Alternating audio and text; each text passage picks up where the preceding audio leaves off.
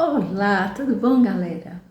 Eu te dou as boas-vindas a mais uma aula de ciências. Quem está falando aqui é a professora Marisa.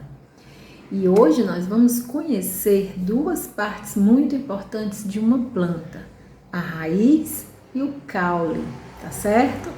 Eu vou compartilhar com vocês algumas imagens e vocês fiquem de olho, tá? Prestem atenção na explicação. Vamos lá. A raiz é a parte da planta que fixa o vegetal ao solo ou a um outro substrato. E qual é a função da raiz? Além de fixar a planta, também absorver água, os minerais.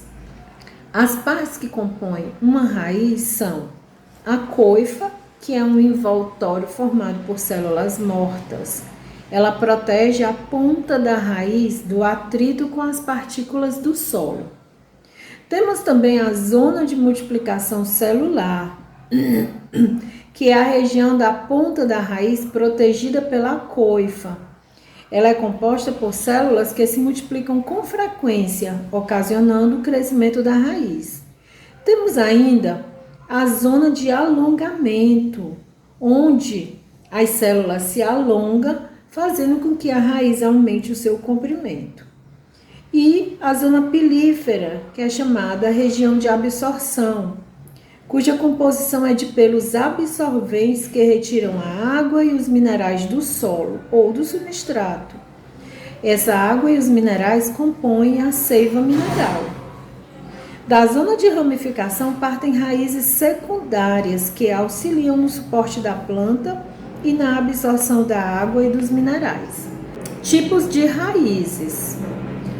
Nós vamos encontrar dois tipos de raízes. As raízes pivotantes, que são aquelas constituídas por uma raiz principal visivelmente diferenciada. E as raízes fasciculadas, também chamadas de adventícias, são formadas por várias raízes fininhas, também possuem uma denominação de raiz cabeleira. Esses tipos de raízes também são chamados de sistemas radiculares. A maioria das raízes é subterrânea, mas existem também raízes aéreas que ficam acima da superfície do solo e ainda raízes aquáticas.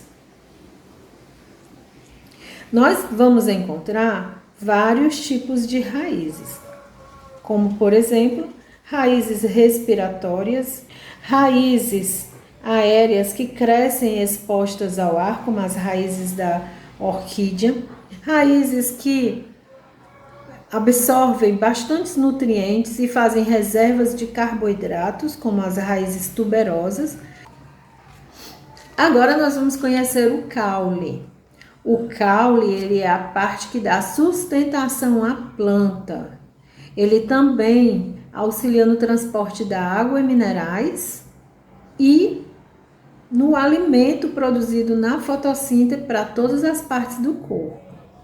As partes que compõem o caule são a gema apical, também conhecida como meristema apical, e é um conjunto de células indiferenciadas, ou seja, vão ser células que vão dar origem aos tecidos das plantas e são localizados no ápice das plantas. A multiplicação dessas células promove o crescimento em comprimento do caule. A gema lateral é um conjunto também de células indiferenciadas, porém localizados na junção entre as folhas e o caule. A multiplicação dessas células permite o crescimento dos ramos laterais. Nó é a região do caule da qual surgem as folhas e entrenós é a região entre dois nós consecutivos. Nós temos dois sistemas de transporte. Um conhecido como xilema, que vai transportar a água mais os minerais, que é conhecido como seiva bruta, através do caule. E temos também o floema, que traz a seiva elaborada ou seiva orgânica produzida durante o processo da fotossíntese, que vai alimentar a planta. Nós temos vários tipos de caule.